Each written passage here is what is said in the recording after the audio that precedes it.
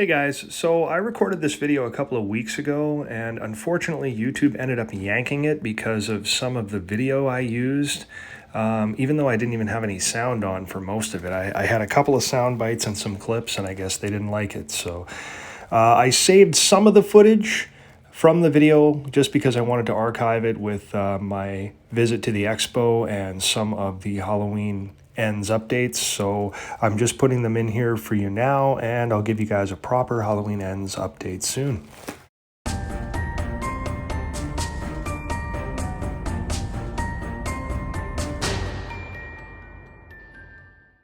Wow, I've been super busy lately. Just got back from the expo. That was a killer time. Met a lot of cool people there. Took a lot of photos with people. I've seen a few of them pop up here and there as well.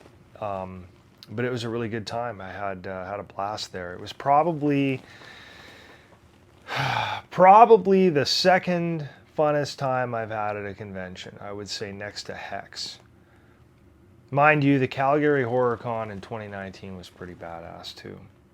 That was pretty special as well. But this one was really cool. I mean, just in terms of the size, because this was a full Comic-Con, right? I mean, you had Star Wars crowds there and Marvel and everything. So it was a massive event. But there was a lot of horror there as well represented, which was great to see. Definitely makes me think it over, thinking I should have got a weekend pass and just done a cosplay every day and got my money's worth. Because it's pretty expensive if you only hit one day at a time. I couldn't even look at any of the stuff that was for sale and everything because I really wasn't going to be, I didn't have any money to buy anything. Once I got inside, more or less, I was pretty much done. So it's a little pricey. But at least I know what I'm getting into next year. I definitely want to go there multiple days and do different cosplays and try out some of this stuff.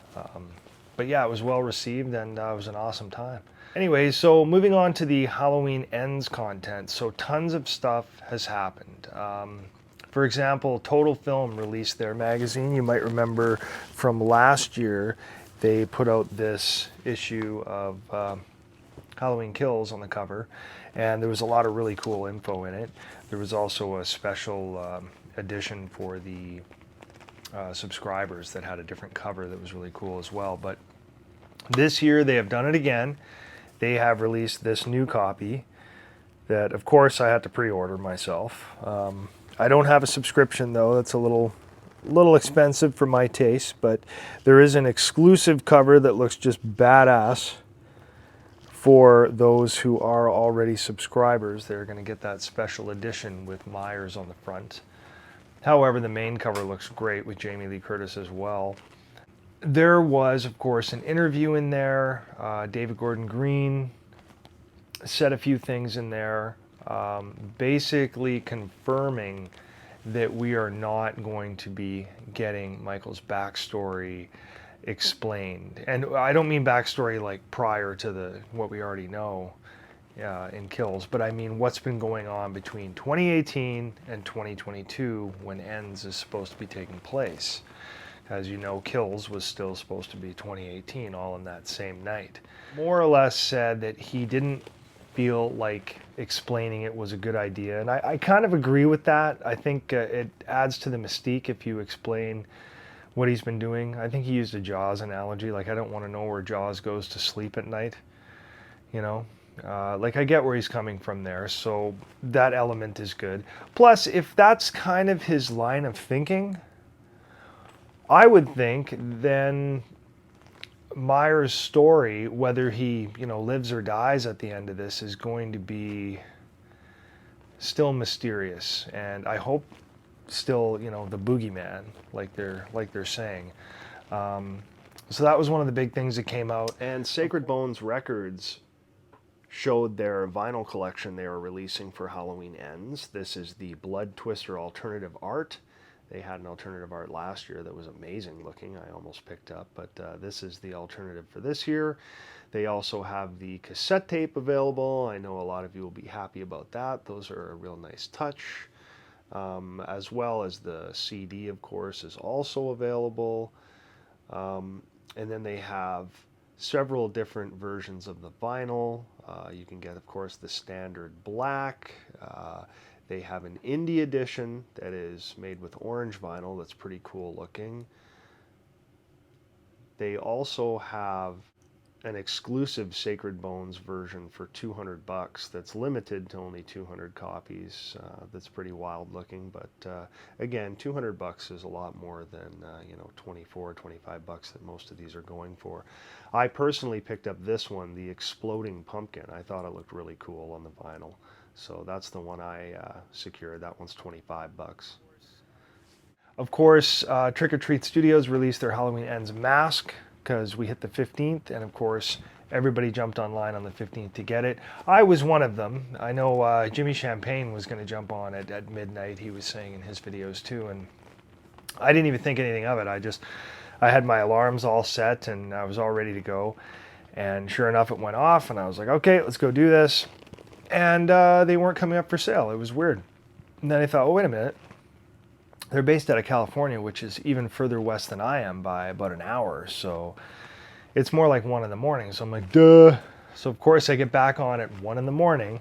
Mind you, I have to work the next day and get up about 5. Anyway, that wasn't too bright. So I checked it out again at 1 and still nothing. So that's a little weird. So I jumped on the social media, which I hadn't been on in a few days. And I guess they had just released the day before that they were putting a time on it. I was like, mother. But I was just looking for a clean copy of an Ends mask directly from Tots like we did last year, because I noticed when I went to Spirit last year, the mask looked quite a bit different. Like the size of them alone was different. Like the one that I got from Trick or Treat Studios was definitely larger than the one that I got from Spirit Halloween. The Spirit Halloween had the over-the-head mask tag on the top that most of the ones you're seeing on social media right now are those type. And the Trick or Treat Studios had the little ear tag, or the neck tag. I forget which one it is, but it's a little tag that hangs off and it looks different. But the mask looked quite a bit different, and there was way more detail on the Spirit Halloween copy that I got. And that one is now this one here. Hey guys, alright, this is an update on the video because the Trick or Treat Studios mask actually came in, so here's a quick look at it. So I get on, and of course the website is not working. It's crashing, it's constantly failing, it won't load, there's server issues, blah blah. And when I checked online, everybody was having the same kinds of issues. Everybody was all pissed off. And then every now and then you'd see somebody going, oh, I got mine, everything was cool. And I know everybody started to freak out more and more. I was able to pull it off, but it took a long time. And I noticed the knife is a pre-order. Okay, so another quick update, guys. The knife that I ordered actually came in today. As I'm editing this again, it's October the 5th. It's actually Donald Pleasance's birthday, if that isn't a cool enough fact. But it looks like the knife came in, so I will be doing an unboxing of that soon, so watch for that as well.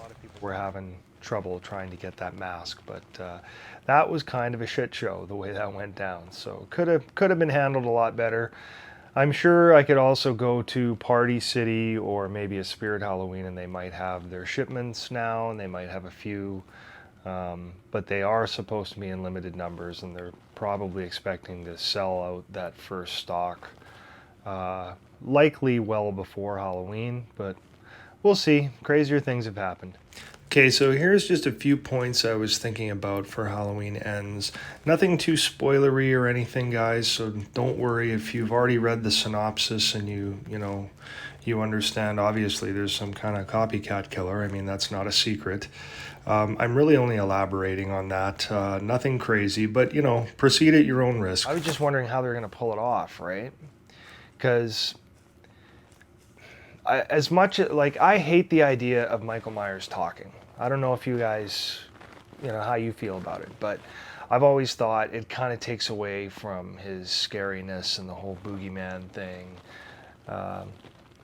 If he doesn't talk. But they've been saying since the 2018 film, if you remember Sartain, he said he can speak, he just chooses not to. Right? Why tell us that? I mean, I know he's going out there and say something, holding up the mask and everything. Cool, powerful scene, very cool scene. But is that the only reason? I don't think so. I think they're trying to say, hey, Michael can speak.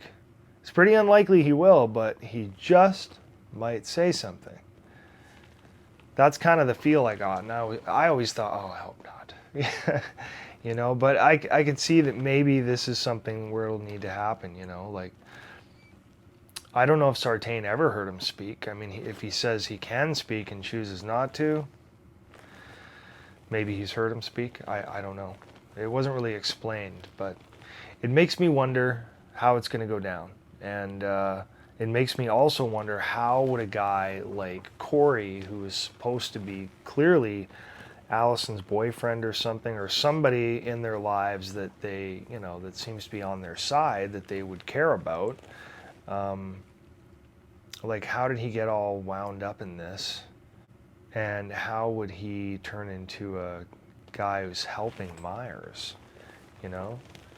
And in one of these teasers, he says, what are you going to do when Michael comes back for you? Because he is coming. You know, like, what the hell is that? Why would he even say that, right? It's just weird. So, for me, it made me think of Sartain, right? Sartain seemed pretty bent and messed up and just obsessed with Myers and having to know why he does it and, you know, wanting to study him and everything.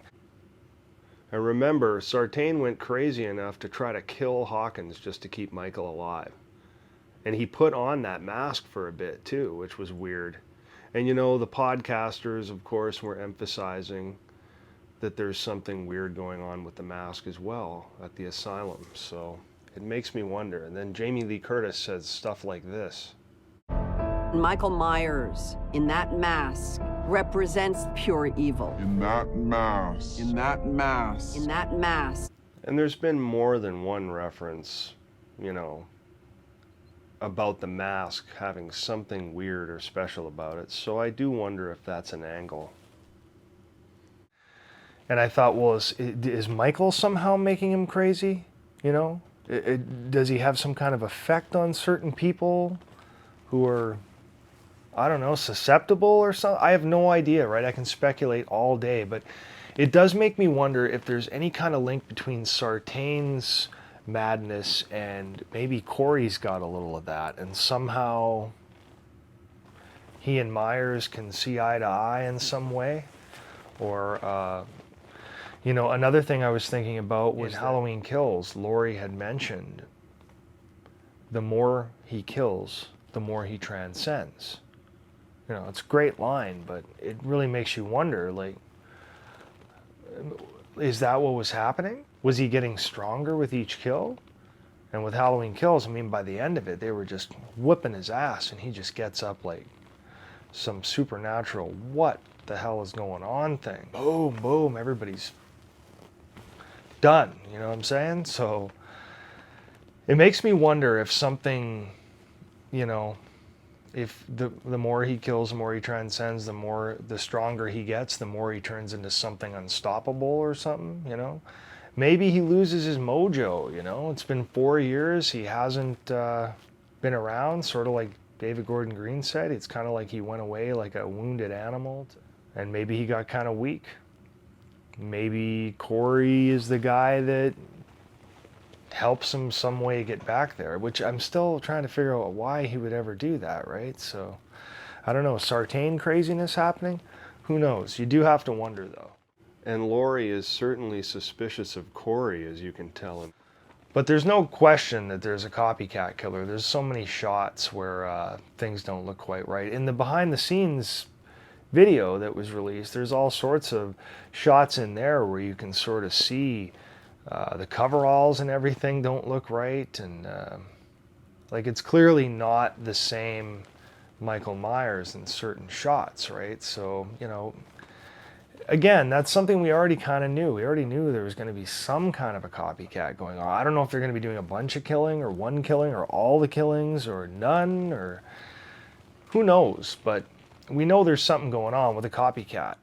Jamie Lee Curtis said a few things herself. She basically described that fight of theirs as a surprise, because she said Laurie does not see it coming, so it's a whole different element. She said it's very violent. It's like a street brawl, she said, leading to a tragic and violent ending, I believe the word she used. And that's another thing the marketing is saying now, is like one of them is going to go. So they're kind of saying, okay, well, we're telling you that either Laurie or Michael, one of them is going to die. You know, are they? I don't know. I think it's pretty clear there's that Corey is likely the copycat, unless it's some crazy twist and they make Allison the copycat or something, and we're like, what? You know, and it doesn't make any sense at all, and they're both evil, and it's like Bonnie and Clyde. Imagine that would be quite the wacky theory if it was Allison. It is a pretty skinny hand that grabs that Myers mask. Maybe it's Allison's dirty hand? There was the weird scene in Kills where she says, "Do it!" And he didn't, so I don't know. It's interesting anyway. Then there's this interesting shot that was also released where Allison is dressed like Laurie was in the 1978 film. Now, we've seen pictures where Laurie is also dressed this way, so it is a little strange that Allison is as well, but I'm wondering if it's some kind of a throwback or almost a passing of the torch or something, if you will. It's tough to say. I don't know if this is toward the end of the movie or if this is, you know, one of Jamie Lee's last shooting days, and you know how they shoot movies out of order all the time, so I really don't know. Corey is there too, though, which is interesting. Yeah, I don't know. It really makes me wonder, though. Like the red Chuck Taylors he's wearing in one scene that somebody pointed out. That it looks like he's wearing Converse, you know, Chucks. Or maybe they're low-rise, whatever, but looks like he's wearing Converse. And the way he jumps up to do the stomp, you just know that's not James. Like, oh, he doesn't move like that at all. You were all springy and, you know, it didn't look right. Again, I always go back to this shot especially because Michael looks stocky and a little short, so it doesn't look like James to me. And of course, 4 years after 2018, when, you know, Allison and most of the kids, shall we say, are all supposed to be 17, would make them all 21. So that would, I believe Corey would be 21 as well, which is another interesting tie because, of course, Michael Myers was 21 in 1978 when that movie came out. So there's another little thing to think about there. You know, and there's been a lot of comparisons to Christine, and you know how that goes. Corey Cunningham is the character's name from Halloween Ends, Cunningham, so that's like the last name from Christine, and you know, there's a lot of hints there. So it seems like really everything we've been getting all along that's sort of been hinting looks like a reality, and that's, I think they're kind of trying to tell us that anyway, and they're saying this is the line we're going. Wait till you see what we do with it, you know, because I really don't know. And knowing that he's been playing around with the ending, he is, as in David Gordon Green, of course. I just know he's been playing around with the ending. I'm pretty psyched for it. I'm definitely going to be going to the preview, which will probably be out the Thursday the night before. I took the Friday off work, naturally, for this monumental event, and I will be seeing it in the theater.